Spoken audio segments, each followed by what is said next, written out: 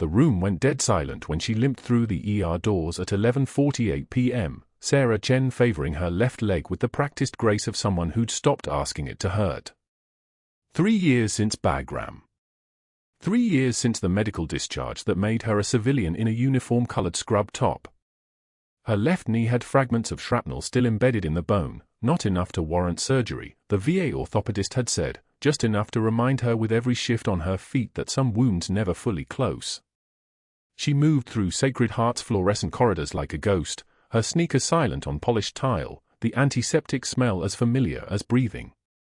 The night shift belonged to people like her, quiet people, invisible people, people rebuilding lives that had splintered in foreign sand. Sarah's station sat near the observation window of Trauma Bay 3, where she logged vitals and tracked fluid balances for the sleeping city beyond the glass. A drunk businessman in Bay 1 slept off his whiskey with an 4 drip. An elderly woman in Bay 2 waited for dawn and discharge papers. Normal. Forgettable. The kind of night where time moved like honey and no one asked questions about the slight stiffness in her gait or why her hands moved with the precision of someone trained to work under fire. During a lull around 1:38 a.m., Sarah walked to her locker in the break room, small, metal, cold as a rifle barrel. She opened it without thinking, muscle memory. Spare scrubs on the top shelf. A water bottle with faded 160th saw markings she'd kept hidden for 3 years. And there, sewn carefully into the fabric of her old jacket lining, the faded unit patch. 75th Ranger Regiment. Her son's battalion. She didn't take it out, never took it out where anyone could see, but her fingers traced the embroidered edges through the cotton. Captain Marcus Chen, assigned to his father-in-law's old unit. The same unit where everything had gone wrong in ways she wouldn't explain, because the medical discharge papers had come with a classification stamp that made her tongue feel sealed with concrete. She closed the locker. Returned to the monitors. Checked on the businessman. Adjusted the elderly woman's drip line. The clock on the wall read 2:14 a.m. when the intercom crackled to life. Code blue. Trauma. ETA for minutes. Sarah's body went still. Not tense. Still. The kind of still that comes from knowing exactly what comes next. Breathing shallow. Heart rate controlled. She'd performed this transition thousands of times, from civilian to soldier, soldier to civilian, and now this endless purgatory between both. The other nurses stirred. Someone dropped a clipboard on the stretcher. The crash cart rolled toward the bay doors. The ER doors exploded inward at 2:17 a.m. A massive figure staggered through, 6'4" and bleeding, construction debris embedded deep in his right shoulder. The man's face was grey with blood loss and shock. His left arm hung useless. His work boots tracked mud and something darker across the clean tile floor. Behind him, a panicked supervisor screamed something unintelligible about a scaffolding collapse and 3 ribs, and no one knew if he'd hit his head and Jesus Christ somebody help him. The ER froze. One nurse backed toward the supply cabinet. Another clutched the phone to her ear, mouth open but no words coming. The security guard took 3 steps back. Someone whispered code. Someone else called the OR. The room filled with that particular paralysis that comes when the injury is too severe, when everyone's brain is running triage calculations and coming up 0. Chen walked toward him. Not hurried. Not rushed. The gait of someone who'd moved through triage tents with rockets landing outside the perimeter, where panic was a luxury nobody could afford. She moved like the air pressure had already changed around her, like she'd stepped into a different timeline. Her scrubs were pale blue. Her ID badge red vest Chen, RN. Her hands were steady. Trauma Bay 3, she said, her voice pitched low and even. Move him. Now. 2 nurses jumped. The security guard grabbed the patient's left arm, gently, good instinct, and together they guided the massive ranger toward the bay. Sarah was already pulling latex gloves from her pocket, already moving, already talking in the voice that her current co-workers had never heard before, the voice that belonged to someone else entirely. Who's on anesthesia? Sarah asked. Dr. Martinez, she's en route from home. 15 minutes, someone answered. Bleeding control first. I need 14 gauge lines, 2 of them, wide open. Type and cross, stat. Someone get me a trauma gown and shears. Her hands were moving before anyone confirmed. The unit patch in her locker seemed to pulse across the distance, a frequency only she could hear. She knew this type. She knew the angle of the wound and what it meant. She knew that the ranger needed pressure on that shoulder or the bleeding wouldn't wait for Martinez. She knew everything about this moment except why it was happening now, to him, in her hospital, in her city, in the fragile life she'd been carefully constructing out of silence and routine. Dr. Ashford arrived as they loaded the patient into the bay. He was early, unusual for a Monday night emergency, already in his white coat despite the hour, already moving with the authority of a man who'd never questioned his right to occupy space. His surgical mask dangled around his neck like a scarf. His name badge identified him as Chief of Emergency Medicine. His eyes tracked the patient, the bleeding, the organized chaos. Then his gaze caught on Sarah, and something shifted behind his pupils. Something calculated. She was already working.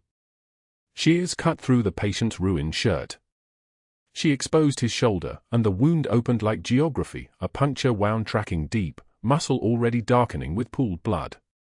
The bleeding had slowed, which meant the internal hemorrhage was significant, which meant they had minutes at best.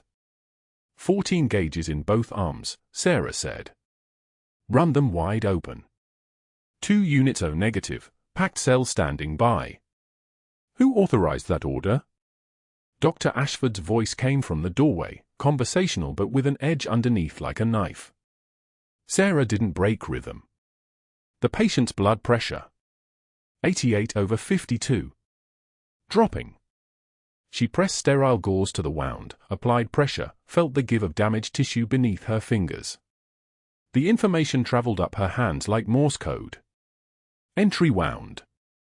Subclavian area. Possible vascular involvement. Possible tension pneumothorax brewing in the right lung. Oxygen, 12 liters. Someone get me a quick 12-lead EKG. I need to know if we're looking at tension. The young resident, new, nervous, his name tag read Dr. Chen, which made her pause for exactly 1 microsecond, started fumbling with the EKG cart. That's nurse work, Dr. Ashford said, and now he moved into the bay, his presence like a door closing. Ms. Chen, you're stepping outside your scope. I need you to step back and let the surgical team. Blood pressure 82/48. Sarah's voice didn't change. She maintained pressure on the wound with one hand and checked the patient's airway with the other, tilting his chin, assessing his breathing depth. Shallow. Laboured. The sound was there, the subtle absence of breath on the right side, the quiet that came before everything fell apart. Possible right-sided pneumothorax. We need a 14-gauge needle at the second intercostal space, midclavicular line, now. Before his pressure bottoms out. Dr. Ashford's jaw tightened. I said step back. I'm chief here and I will not have my protocols. But the resident had already moved, had already found the needle, had already approached the patient's chest with the catheter. Sarah had taught him with her voice alone, with her tone that carried the weight of someone who'd done this 1,000 times under conditions that would make a hospital's sterile protocols seem like theoretical exercises. The resident's hand shook slightly, but he found the intercostal space. The needle went in. The hiss of air escaping. Instant. Breath sounds returning on the right, the resident whispered. Good, Sarah said. She didn't look at Dr. Ashford. Get me 2 more units blood. Pressure's still dropping. And someone call OR, tell them we need a surgical team standing by for deep exploration. Possible vascular involvement in the shoulder. Dr. Ashford stood very still in the doorway. She could feel his attention on her the way you feel a gun sight tracking across your back. She could see it in the periphery of her vision, the calculation happening behind his eyes, the question forming, who moves like that? Who commands a trauma bay with that kind of precision? Who speaks like someone used to being obeyed? The patient's eyes fluttered open for a moment. His gaze locked on Sarah's face. "Ranger 3 to 75, she asked quietly, her voice for him alone. He couldn't answer. His mouth moved but no sound came. But something flickered in his pupils, recognition, maybe, or the hallucination of recognition that comes with blood loss and shock. Sarah turned to the monitors. BP climbing now. 92/56. The oxygen saturation steadying. The 4 lines running red and clean. The room had organized itself around her, the nurses moving now with purpose instead of panic, because panic is a contagion and calm is a signal, and she was the quietest person in the room and somehow that meant everything. Dr. Ashford moved to the computer terminal near the door to pull up the patient's insurance information, running the standard verification. Sarah caught a glimpse of the screen as he leaned in. She had peripheral vision trained for distance, and saw the flag. Red banner. Classified database notation. Something about phantom billing codes and treatment records that didn't align. The kind of flag that made administrative eyes go wide and made people start asking questions that had no safe answers. Dr. Ashford's face went white for exactly 3 seconds. Then he closed the screen. The words came first, not the apology. Dr. Ashford's voice cut through the trauma bay like surgical steel, sharp and deliberately pitched to carry, and Sarah understood immediately that this was not a correction, it was a performance. The ranger's wife stood rigid near the bedside, her purse clutched so tightly her knuckles had gone white, and Ashford positioned himself between Sarah and the patient with the careful geometry of a man arranging a stage. "Nurse Chen," he said, each syllable weighted. "Perhaps you'd like to attend medical school before diagnosing my patients. Or does 3 years on the night shift make you qualified to practice medicine?" His eyes didn't quite meet hers. They fastened instead on the wife, ensuring she understood the hierarchy he was establishing. Sarah watched his posture shift, chest slightly expanded, chin angled downward in that particular way doctors used when they wanted to convey both authority and wounded professional dignity. The fluorescent lights overhead buzzed their mechanical hum, indifferent to the tableau below. Sarah took one measured breath. The oxygen came in through her nose, past the antiseptic sting of the trauma bay, and she held it for a count of 4. Her hands had gone still at her sides. She did not clench them. She did not look at the wife. Instead, she met Ashford's eyes with the kind of flatness that came from having watched people die in tents made of canvas and prayers, and she said, "I was keeping him alive until you arrived, doctor." The statement landed like a dropped instrument tray. Not defiant. Not emotional. Just factual, the way one might state that blood is red or that gravity pulls downward. Ashford's jaw tightened visibly. She saw the muscle cord at his temple pulse once, and he turned deliberately back to the patient, as if deciding Sarah had already ceased to exist. "I apologize for the confusion," he announced to the wife, whose face had crumpled into an expression of deep uncertainty. "She sometimes forgets her place." He began his own examination then, his movements deliberate and loud with competence, and Sarah stepped backward until her shoulders touched the cool metal of the supply cabinet, becoming part of the room's furniture. The wife glanced at Sarah once, an apology in her eyes, and Sarah gave her a slight nod that said without words, "This is not your burden." The ranger himself remained semi-conscious, his chest rising and falling with the mechanical rhythm of the ventilator, unaware that he had just become the stage upon which a smaller violence was being performed. When Sarah clocked out at 7 in the morning, the public unit board in the main hallway displayed her name in the form of a formal reprimand.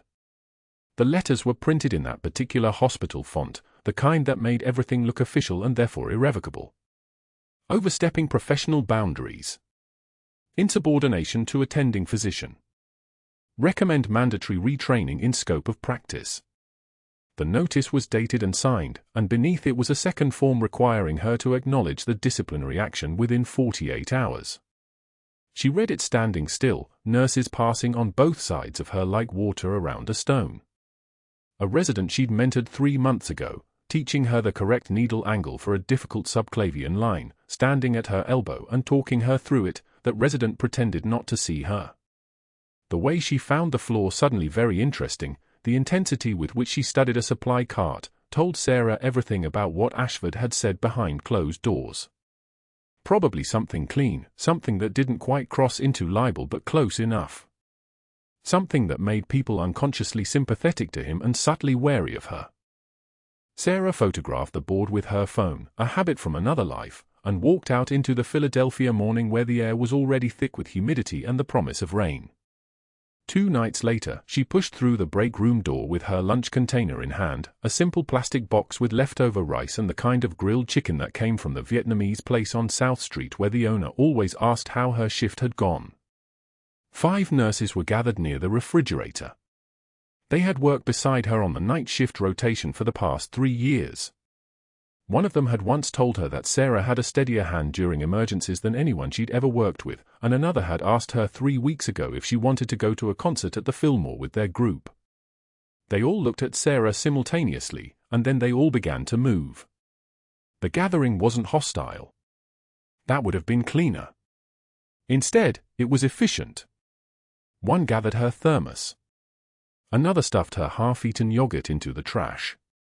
The third, Martinez, whose daughter Sarah had helped with homework during a particularly slow Tuesday shift, simply looked away and walked toward the door. Within 90 seconds, the break room belonged entirely to Sarah and the hum of the fluorescent lights that never, ever stopped. She sat at the long table and unwrapped her sandwich. The chicken was still slightly warm. She chewed methodically, tasting nothing, and then it happened. One tear, just one, escaped from the corner of her left eye and ran down her cheek like a small betrayal. Her hand was steady as she wiped it away, but she didn't break eye contact with her reflection in the darkened window. The woman staring back at her was a stranger she recognized, jaw tight, eyes flat, hands that had held lives together now holding nothing but a plastic fork and a sandwich from a neighborhood restaurant where the owner would stop asking how her shift was because she wouldn't be back. Behind her, reflected in that same window, she could see the break room door where 5 people had just walked out. The next morning, her schedule arrived via email at 3 in the morning.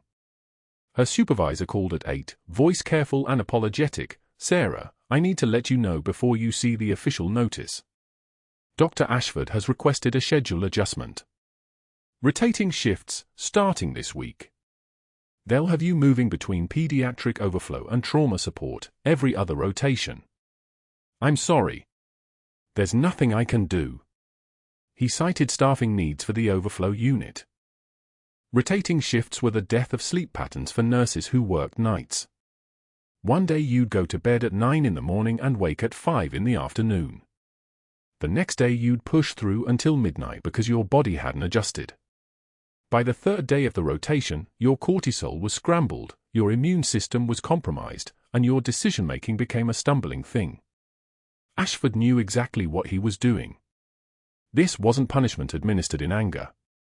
This was sabotage in business casual. This was a man using the infrastructure of the hospital itself as a weapon, delegating the actual harm to the logistics of scheduling, making it so that no individual action could be pinned on his desk. Sarah thanked her supervisor, whose name was Patricia and who had once fought with the administration for Sarah to receive a merit increase. Then she hung up and called the pediatric overflow unit directly. "This is Sarah Chen. I'm on the new rotation. I'll need access credentials updated to include the pediatric floor." The security office told her it would take 24 hours. When she arrived for her next shift, her badge no longer worked on the trauma bay doors. She swiped it twice, watching the light stay red, and a younger nurse, someone whose name she didn't know, someone Ashford hadn't yet reached, held the door open from the inside. "It's a badge thing," the nurse said, uncomfortable. "They're being weird about the system today." Sarah had already moved past her toward the elevator. The pediatric overflow unit was on the 3rd floor, a half-populated wing where patient census was low and staffing was skeletal. She spent 12 hours there that first shifted shift, helping with post-op recovery and discharge paperwork, watching the clock move in the particular way it did when you were waiting for something terrible. At midnight, while charting in the pediatric alcove, she saw Monica from billing walk past in the hallway outside. Monica saw her and did something that might have been a wave, or might have been the ghost of an impulse she'd decided against. Sarah didn't move, and Monica kept walking, disappearing toward the stairwell. The isolation was clean. Efficient. No overt cruelty, just the systematic rearrangement of every connection she'd built. The nurses she'd worked with for 3 years were now on different rotations. The doctor she'd assisted had been informed, through what mechanism, she could only guess, that she was no longer their support staff. Even the residents made a point of asking for other nurses when they needed to place lines or prepare equipment, though none of them met her eyes while doing it. She stood at her apartment window that night, looking out at Philadelphia's skyline where the lights were beginning to come on as the sun dropped below the horizon. Her left leg ached, as it did after long shifts, the memory of shrapnel and surgery living in her bones like a permanent weather system. She pulled out her phone and scrolled to her son's contact. He was a captain now, with his own command decisions, his own weight on his shoulders. She typed, "Need to talk." Then she deleted it, character by character, watching the words disappear. The Ranger was stable. That was the measurement that mattered. She had kept him alive. That was enough. She had to believe that was enough. But Ashford was making more calls, his office door closed at the end of the administrator wing, his voice a murmur through the walls that stopped when anyone walked past. Words carried through doors, fragments of things Sarah heard when she passed to retrieve supplies from the pediatric storage closet, personnel review, background check, find something. He was hunting for a reason to make the suspension permanent. The pediatric overflow unit smelled like antiseptic and broken promises. Sarah had been reassigned there 48 hours ago, moved to the swing shift that started at 3 in the afternoon and ended at 11 at night, a rotation designed to keep her invisible, to ensure she would never again cross paths with the main ER where Ashford ruled like a surgeon king. The hallway was quieter here, the walls a softer shade of blue meant to calm children. It only made Sarah's anger taste like metal. Her access badge no longer worked on the main ER doors. She had learned this the hard way, swiping it at the scanner during her first shift change, watching the red light flash like a refusal. A young tech had walked past and explained, his voice sympathetic, "System shows your pediatric overflow only now." Dr. Ashford submitted the restriction request yesterday. Sarah had nodded. Said nothing. The silence was becoming her natural state. The reassignment was strategic. Ashford hadn't just moved her, he had unmade her. Pediatric overflow handled cold cases, routine checkups, the work that required competence but not judgment. No traumas. No crises. No opportunities for Sarah to demonstrate the thing she couldn't hide forever, that she was far more than a floor nurse. He was suffocating her authority in increments, and it was working. The other nurses didn't speak to her anymore. Not because they had been ordered to, Ashford was smarter than that, but because she had been quietly moved to a different orbit. Absence creates its own message. By the end of her second swing shift, Sarah understood she was contagion. Proximity to her was dangerous. A residency was worth more than an ally. That night, she was charting vitals for a 7-year-old with a chronic respiratory issue when her phone buzzed against her thigh. The message came through from Monica in billing, a woman Sarah had shared lunch with exactly once, 3 months ago. The text was brief, patient in 412 just coded. Pulmonary embolism.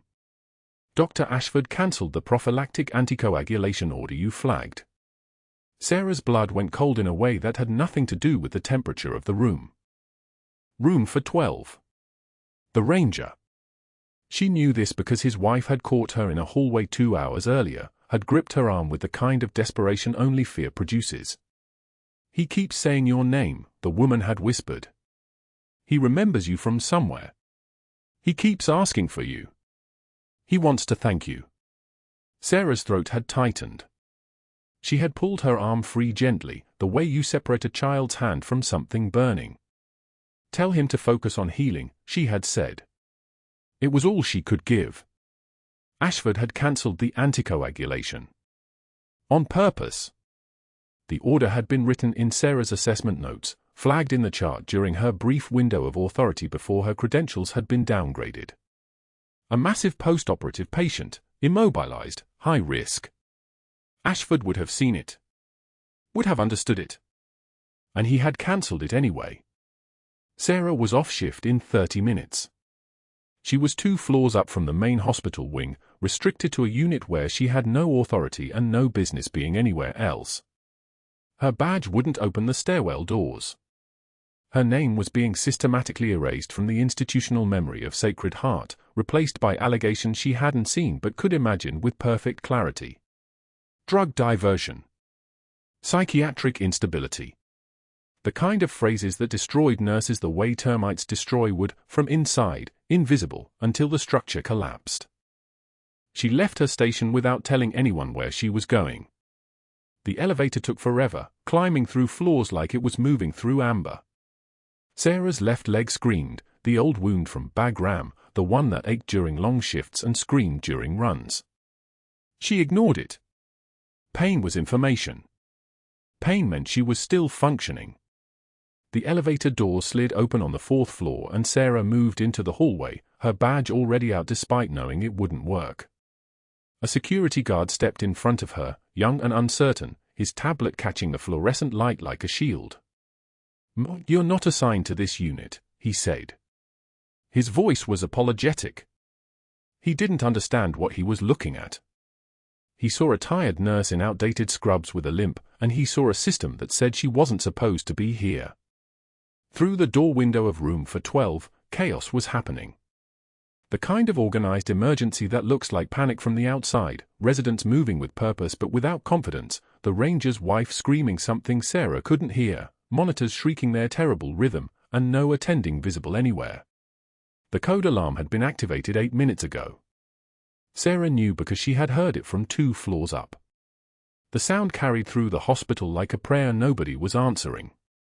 "That patient is crashing and I can help," Sarah said to the guard. Her voice was level. Almost conversational.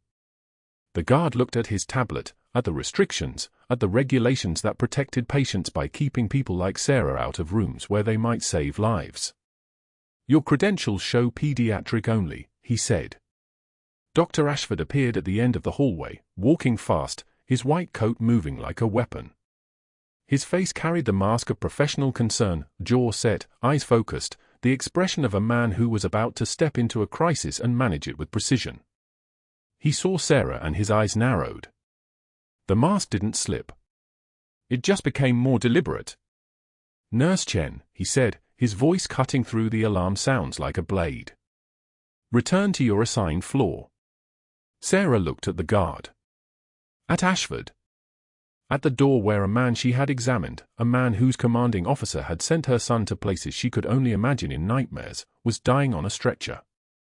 One measured breath. She had spent 3 years as a floor nurse, learning how to ask permission, how to move through institutions without breaking their unspoken laws. She had learned to be invisible.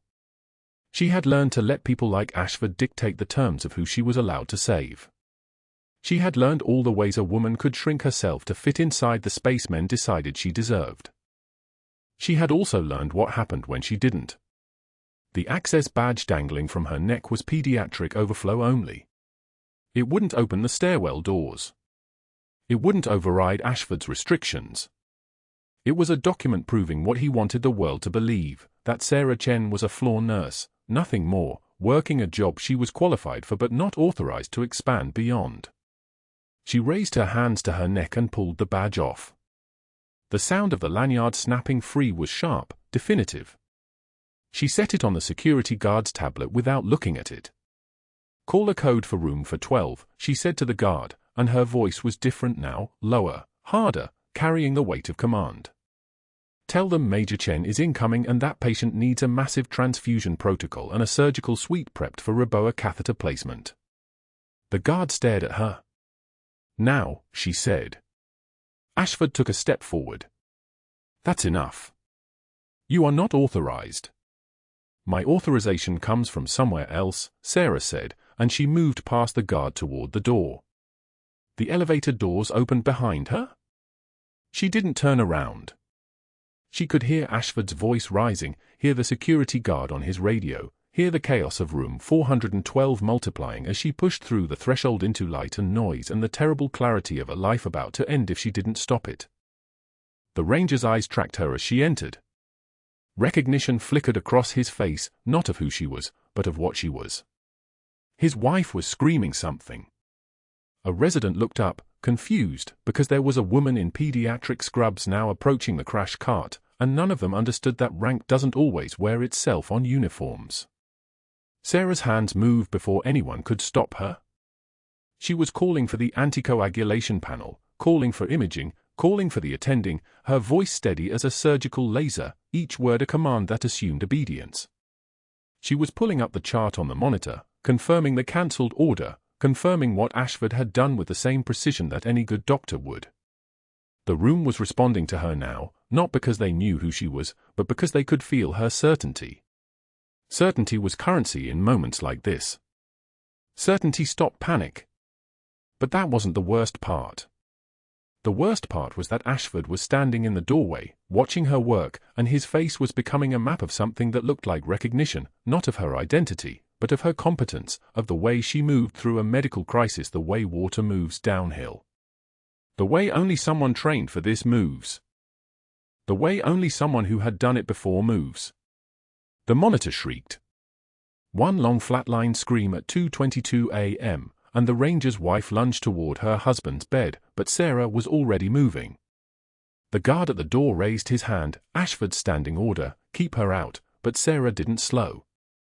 She walked through his arm like he was vapor. Room for 12.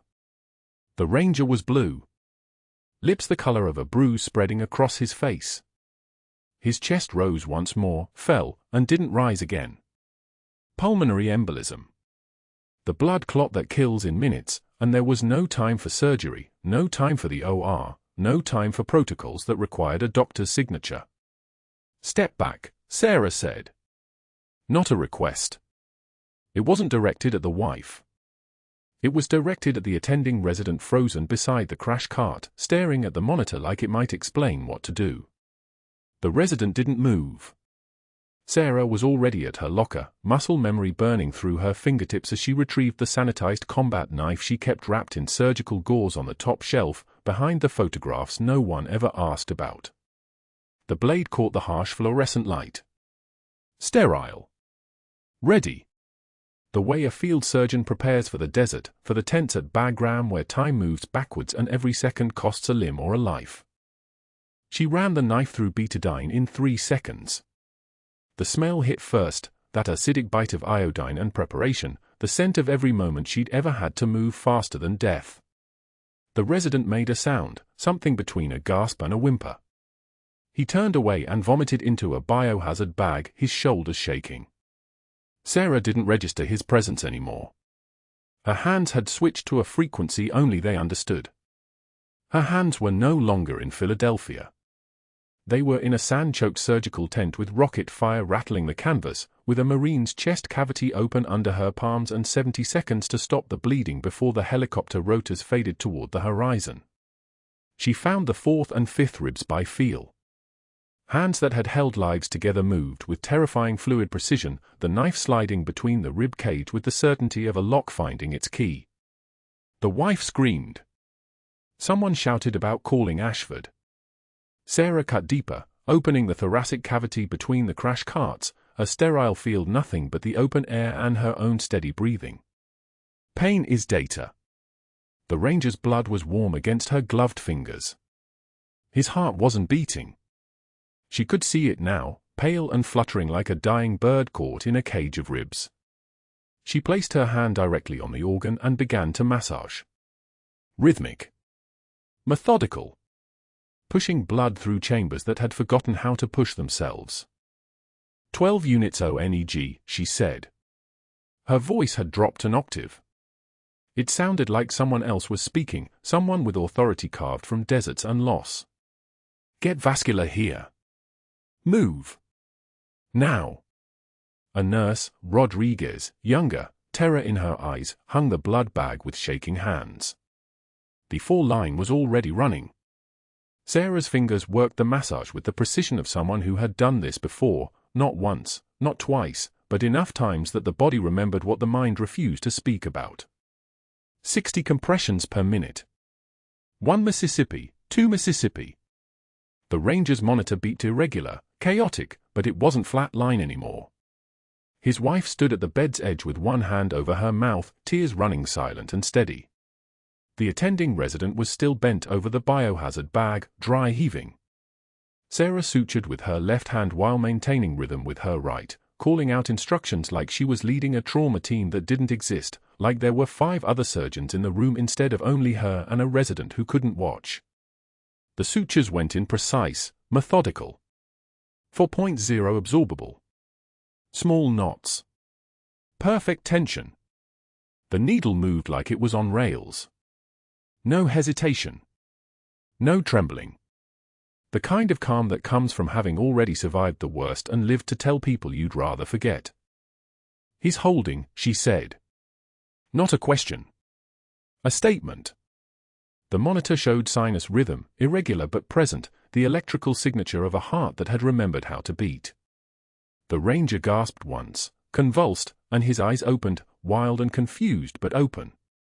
He was alive. He was breathing. He would need ICU within 5 minutes, would need a real surgeon, would need all the things that came after the moment right before death changed its mind. Sarah stepped back from the crash cart. Her hands were bloody to the elbows. She didn't look down at them. She looked at the doorway, where Dr. Ashford stood with his face the color of a heart attack, purple and swollen with rage. "He'll need ICU within 5 minutes," she said. Her voice was steady. This time she sounded like herself again, but the woman who sounded like herself wasn't the same person who'd walked into this hospital 3 years ago. Respiratory support. Vascular consult. Anticoagulation protocol. She met his eyes. Held them. One measured breath. Everything you should have ordered 2 nights ago. Ashford's jaw worked silently. His hands clenched into fists at his sides. For a moment he didn't speak, and the moment stretched like pulled taffy, thin and fragile and ready to snap. The wife sobbed. The resident leaned against the wall, ashen. The monitor beeped its irregular rhythm, the sound of a second chance being measured in millivolts. "Security," Ashford said. His voice was ice, but ice that was cracking underneath. "Escort Nurse Chen from the building. Now." Sarah pulled off her gloves. The latex snapped like gunshots in the sudden silence. She placed them in the biohazard container with the same precision she'd used for everything else. She didn't argue. She didn't explain. She walked past Ashford with her hand still bloody, her scrub still stained with his patient's blood, and the security guard stepped forward from the hallway like he'd been waiting for permission. 2 hours later, Sarah sat in the administrator's office. Ashford was there with hospital legal counsel, and the attorney had a file that was thicker than it should have been after only 3 years. The morning light came through the windows at an angle that made everything look like a crime scene. Grey. Bloodless. The end of something. "Your nursing license is suspended pending investigation," the attorney said. She wasn't making eye contact. "Performing procedures outside your scope of practice. Unauthorized access to the surgical supply cart. Allegations of psychiatric instability based on reports from multiple residents." The attorney paused. Swallowed. Drug diversion. Sarah didn't move. Didn't flinch. Her composure was the kind that comes from understanding that everything she built here was constructed on a lie, and lies don't hold their shape when someone decides to push. Ashford had fabricated reports with timestamps. Witness statements from residents too scared to contradict a doctor. Pharmacy records showing discrepancies that didn't exist but could be made to exist with the right paperwork, the right phone calls, the right amount of institutional weight pressed down from above. "Your access badge," the attorney continued, sliding it across the desk. Sarah watched as she cut it in half with a desk knife, the motion decisive, final. The laminate cracked. Her photograph, her name, her authorization to be here, all severed in one motion.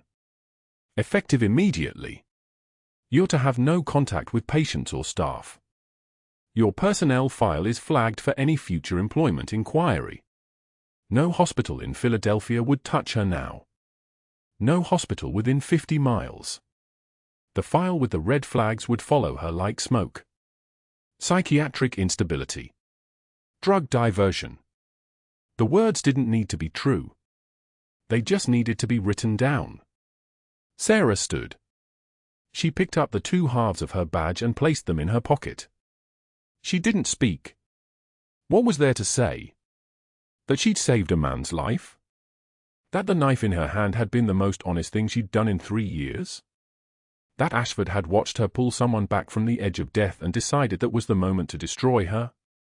She walked out of Sacred Heart in the rain at dawn, carrying a cardboard box with 3 years of personal items.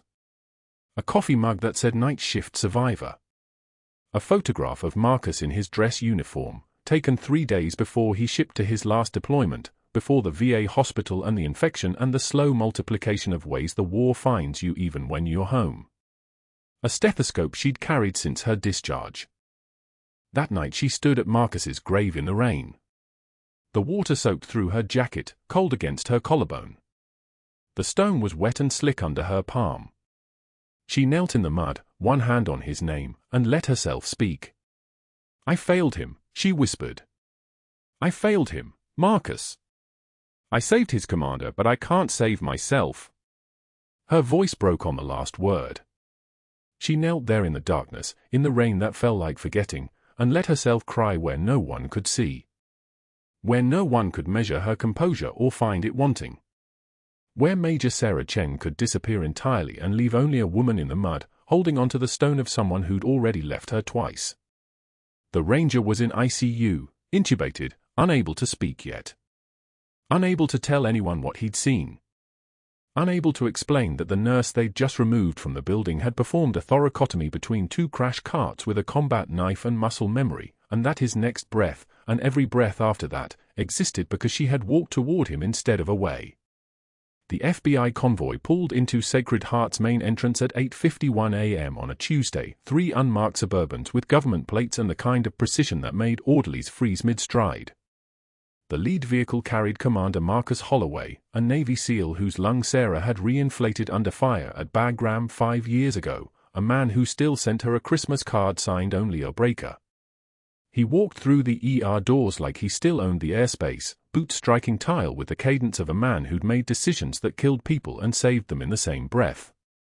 Behind him came 2 FBI forensic accountants and a Department of Defense investigator whose eyes had the flat quality of someone who'd reviewed classified databases long enough to stop being surprised by human corruption. The administrator's office went silent when they entered. Dr. Ashford looked up from his desk, coffee mug halfway to his lips, and the color drained from his face in stages, first his cheeks, then his neck, finally his hands, which began to tremble as he set the mug down with a ceramic clink that sounded like a confession. Sarah's son Captain Derek Chen stood in the doorway, dress uniform with captain's bars, his bearing identical to his mother's, the kind of stillness that came from having seen things that changed how you moved through the world. He was 28 now, lean and composed, his voice when he spoke carrying the weight of command. "Major Chen is the subject of an active security clearance renewal," Derek said, his words clipped and formal. "I'm here to ensure accurate information reaches the investigating agencies." A nurse from HR, a woman named Linda who'd worked at Sacred Heart for 12 years, trembled as she opened the flagged file. Her voice cracked on the first line, then steadied, fear giving way to something harder once she started speaking truth into the record. Sarah Chen, Major, United States Army Medical Corps, medical discharge following combat service in Afghanistan. License registered nurse, Commonwealth of Pennsylvania, continuous employment Sacred Heart ER, 3 years. Security clearance designation, top secret SCI.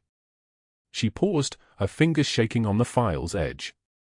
"There's a notation here. A DoD database flag from 6 weeks ago. Someone attempted to alter her service record. The timestamp is..." She looked up, her eyes finding Dr. Ashford. "The timestamp is 2:34 a.m., March 19th. The SEAL commander stepped forward, and his voice dropped into a register that made the room's air pressure change, like a helicopter preparing for takeoff. "Major Chen holds 2 silver stars. The first medal hung in the silence like a weight. A bronze star with Valor." Another pause. The room was holding its breath now, fluorescent lights humming their mechanical indifference above them. 2 purple hearts. His eyes fixed on Ashford. And she ran a combat surgical unit at Bagram airfield for 3 deployment cycles. Personally saved over 200 lives. Directly saved mine. She was performing emergency thoracotomies in tents with sand blowing through the sutures. Your nurse, the one you fired, was operating at a level of competence that most trauma surgeons don't reach in a lifetime. The lead FBI agent, a woman with grey streaking her dark hair, stepped to Ashford's desk. Her voice was the kind of calm that precedes destruction. We're here because someone attempted to alter Major Chen's DoD service records to support false allegations of drug diversion and psychiatric instability. Someone used hospital resources to access a classified military database and input fraudulent data. The IP address traces to this office. This computer. She gestured to the terminal on his desk. We also have evidence of 18 months of phantom billing, $3.2 million in procedures authorized but never performed. Procedures your signature appears on. Procedures connected to kickbacks from medical supply vendors. Your office computer contains email documentation of those transactions. Dr. Ashford's mouth opened. No sound came out. You have the right to remain silent, the FBI agent continued, almost conversationally, as her partner stepped forward with handcuffs. Anything you say can and will be used against you in federal court. You're under arrest for fraud, attempted falsification of military records, conspiracy to obstruct federal investigation, and destruction of evidence. The handcuffs caught the fluorescent light as they closed around Ashford's wrists. His breathing had gone shallow, panicked, the breathing of a man watching his entire constructed life collapse in real time. They walked him out through the ER, past the waiting rooms where mourning patients watched in confused silence. Past the triage desk where nurses stood frozen. Past Sarah Chen, standing in her clean scrubs, the reinstatement letter in her hand, her expression unchanged. She didn't watch him leave. She was already looking at the next patient, already moving toward the work. The investigation unfurled over 48 hours like a flower opening in fast motion. Forensic accountants found the pattern immediately, procedures coded but not performed, supply orders placed but never received, invoices paid to shell companies registered in Nevada. The young resident who'd vomited during the thoracotomy finally found his courage and gave a written statement. She saved him by finishing what she'd started, and Ashford had explicitly threatened to tank his residency if he reported what actually happened. Monica from billing came forward about the flagged codes, about Ashford's visit to her station at midnight, about his voice when he told her to delete the records. Other nurses, the ones who'd been reassigned, the ones who'd watched Sarah get isolated, testified about the systematic pressure, the implied threats, the way their schedules suddenly clashed whenever Sarah was working. The ranger, conscious now and recovering with the kind of determination that comes from knowing you'd been pulled back from the edge by someone competent, gave a statement from his hospital bed. His wife sat beside him, her hand on his arm. I recognized her, he said to the investigator. I mean, I didn't at first. But when she was working on me, when she was calling out numbers and orders and making my lungs work again, that was Major Chen. That was the officer who kept our guys alive in places where the only option was alive or dead. Dr. Ashford came in and started yelling at her, and I tried to tell him he was making a mistake, that she knew exactly what she was doing, but he wouldn't listen. And then he threw her out. Then I coded. Then she saved my life the second time. At sentencing, 6 weeks later, the judge's voice carried the kind of disappointment that comes from seeing someone destroy themselves over money. Dr. Ashford, you didn't just commit fraud. You didn't just attempt to alter military records. You destroyed a decorated veteran's career to cover your crimes.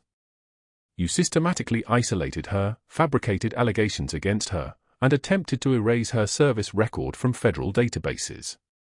5 years federal prison, restitution of $3.2 million, permanent revocation of your medical license, and a criminal record that will follow you for the remainder of your life.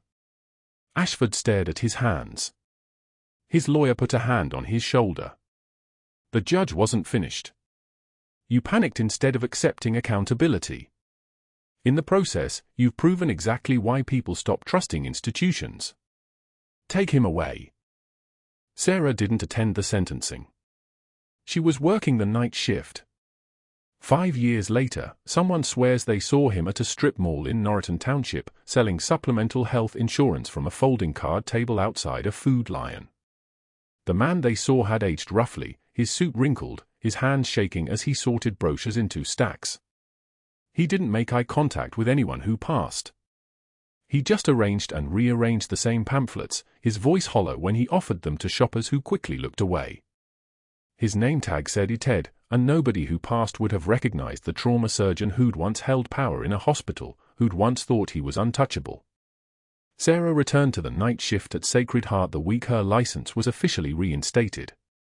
She moved with the same precision as always, her limp barely noticeable now except when the rain came, and her silence remained her own choice, not imposed, not defensive, but something she'd earned. The Ranger recovered fully and returned to active duty for 2 more years before retirement. When his son enlisted and shipped to basic training, Sarah sat in the same pew where her husband's funeral had been held, watching the ceremony with the composed expression of a woman who understood sacrifice the way other people understand breathing. The faded unit patch from her son's commanding officer was now framed above her mantle, beside Marcus's photograph and a portrait of her son in his captain's dress uniform. She didn't tell people what it meant. She didn't need to. The people who recognized it would know without asking. Everyone else could wonder. One night, a massive Marine crashed through the ER doors at 2:13 a.m., bleeding and furious and terrified all at once. Everyone froze. Everyone moved back. Sarah Chen walked toward him, her hand steady before she even knew what he needed, her voice calm and certain, and within minutes he was breathing easier, letting her work, his storm passing. A junior resident watched in awe and whispered to a nurse who'd been there 5 years ago when the FBI arrived, "How does she do that? How is she that calm?" The older nurse smiled slightly. The quietest person in the room might be holding it all together. Sarah didn't hear the comment. She was already 3 patients ahead, her left leg aching slightly where Bagram's weight still lived in the bone, her face composed, her hands moving with the muscle memory of lives saved and lives held and the particular kind of dignity that comes from doing the work nobody watches, asking for nothing, expecting nothing, and somehow becoming indispensable anyway. She clocked out at 6:24 a.m., drove home through the early light, and didn't think about Dr. Ashford or strip mall insurance tables or the way power collapses when you build it on lies. She thought about the Ranger's son shipping out, about the next shift, about the patient in Trauma Bay 3 who'd need someone to walk toward him when everyone else ran. If you've ever been underestimated by someone who didn't know your full story, or if you've ever witnessed quiet strength change everything, subscribe to see more stories about the heroes nobody watches until everything depends on them. Like this video. Comment below, what would you have done if you'd been in Sarah's position? Should she have walked away, or did she do exactly what had to be done? And if you want to see more stories about decorated veterans working in plain sight, hit that notification bell, we post every week.